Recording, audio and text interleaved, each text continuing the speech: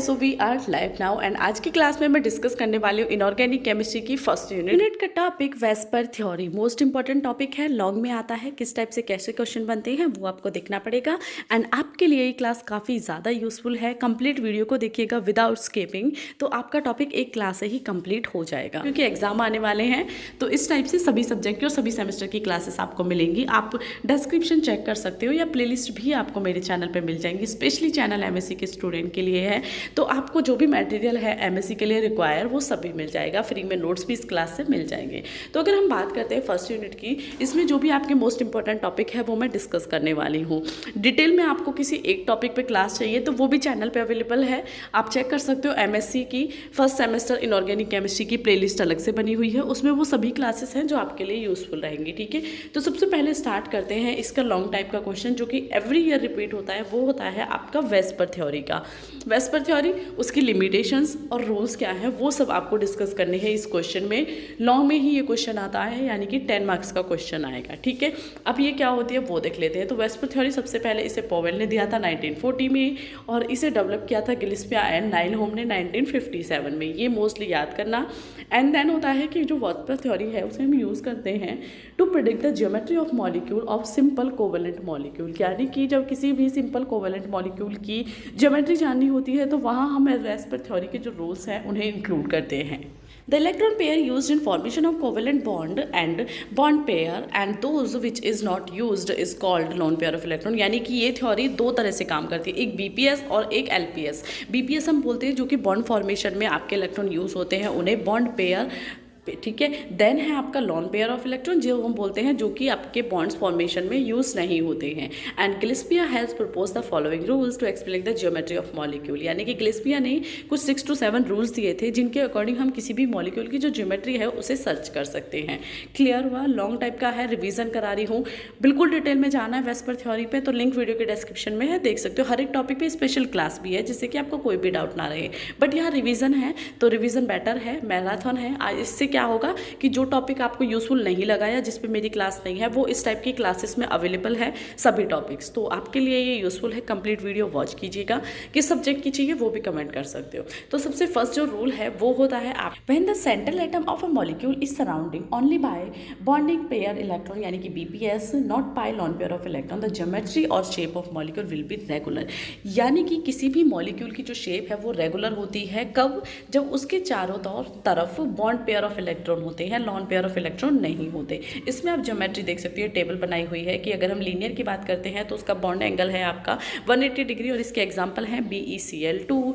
Trigonal के planner की देखते हैं तो 120 डिग्री है, एंड देन BF3 इसका एग्जांपल है, या BCl3 भी हो सकता है। फोर्थ है आपका टेट्राहेड्रल, और इसमें जो आपका बॉन्ड एंगल है 109 to 8 डिग्री होता है, एंड इसका एग्जांपल है CH4 एंड SnCl2। फिफ्थ है ट्राइगोनल बायोपिरामिड, और 90 डिग्री या 120 डिग्री होता है। एग्जांपल है ट्राइगोनल पिरामिड के PCl5 और SbCl5। ये एक एक पॉइंट याद रखना है अच्छे से। क्लियर? अब देख लेते हैं rules number 2।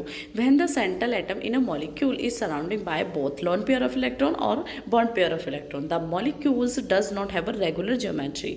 Lawn pair of electron repel adjacent pair more strongly than the bonding pair of electron. यानी कि अगर किसी मॉलिक्यूल के चारों तरफ दोनों टाइप के इलेक्ट्रॉन्स आपको पाए जाते हैं, यानी कि वो भी जो बॉन्ड फॉर्मेशन में इंक्लूड हो रहे हैं वो भी हैं और जो इंक्लूड नहीं हो रहे हैं वो भी हैं, तो उसकी जो ज्योमेट्री है वो रेगुलर नहीं होगी। Plus lawn pair of electron क्या है, वो ज़्यादा फोर्स के साथ रिपेल करते हैं आपके बॉन्डिंग पेयर ऑफ इलेक्ट्रॉन को, और इनका ऑर्डर आप देख सकते हो। Lone pair of electron, lone pair, then lone pair and bond pair, then bond pair, bond pair. Clear? तो ये आपका रूल्स नंबर 2 है।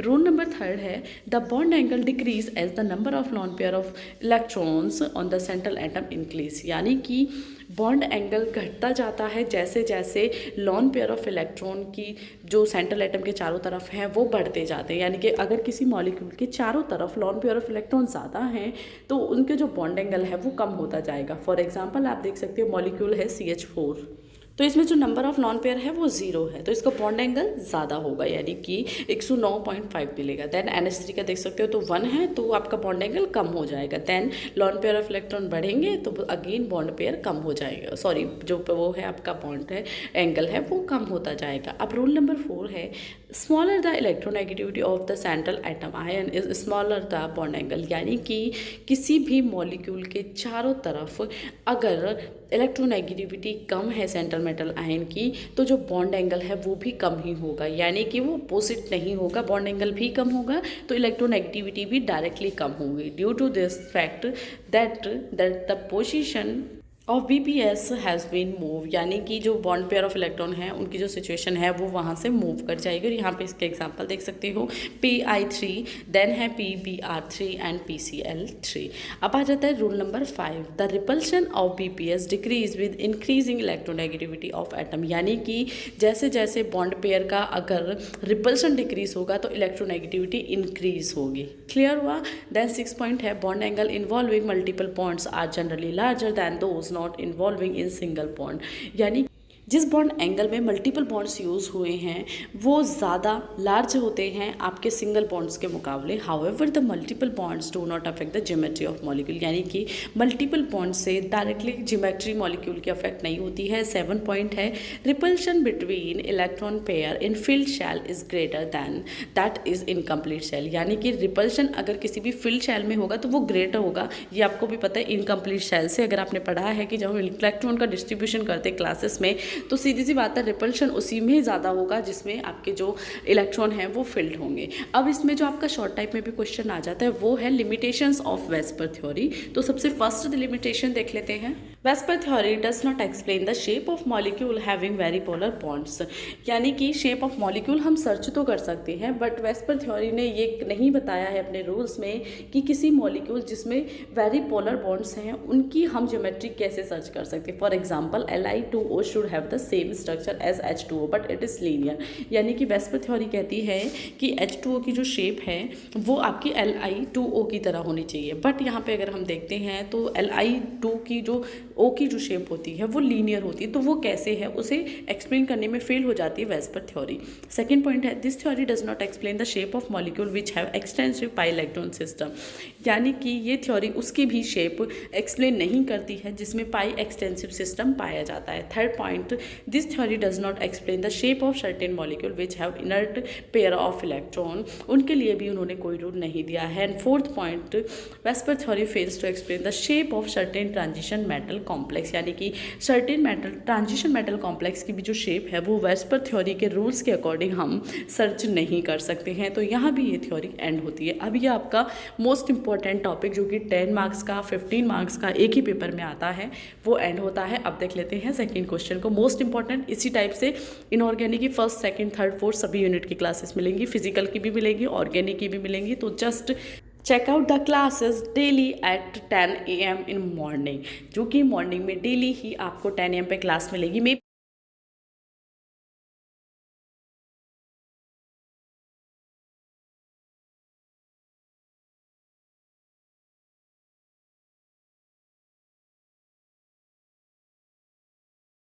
सो डेली क्लास ज़रूर चेकआउट कीजिए। साथ ही साथ इस चैनल पे क्लासेस लेने का बेनिफिट ये है, लैंग्वेज का इशू नहीं रहेगा। PDF में आपको बुक चाहिए तो उसकी लिंक भी वीडियो के डिस्क्रिप्शन में है, मेंशन है, आप वो चेकआउट कर सकते हो।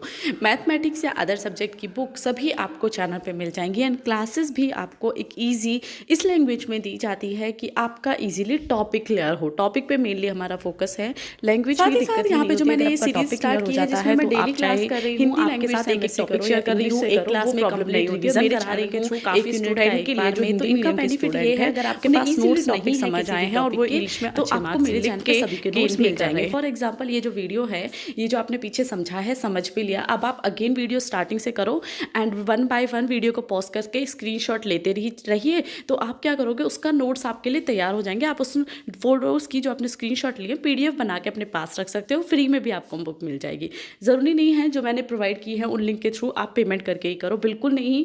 इस टाइप से मैंने सभी सब्जेक्ट की क्लासेस शेयर कर रखी है, तो आप अपने खुद से नोट्स बना सकते हो मेरी क्लासेस को देख के फ्री में, तो आप वो भी कर सकते हो। आपके पास टोटली ऑप्शन है, आपको टाइम देना पड़ेगा इसमें, बट आपको फ्री में नोट्स एंड बुक्स मिल जाएंगी। मैं बिल्कुल नहीं कहूँगी कि आप बाय ही कीजिए, स्पेशली इस टाइम में जो कि पैंडेमिक का टाइम है, तो अपने पैसे ना वेस्ट करके टाइम आपके पास है, टाइम को यूज़ करो, ईजिली सभी क्लासेस को देखो और सभी क्लासेस से स्क्रीनशॉट ले लीजिए नोट्स का, क्योंकि मैं नोट्स से आपको कराती हूँ एंड नोट्स आपके पास होंगे तो आपको बुक डाउनलोड करने की ज़रूरत ही नहीं है। सो आई होप आपको समझ आया है, चैनल आपको अच्छा लगा हो, क्लासेस यूजफुल लगी हो, तो don't forget to share the classes with your classmates and your friends. So thank you for watching.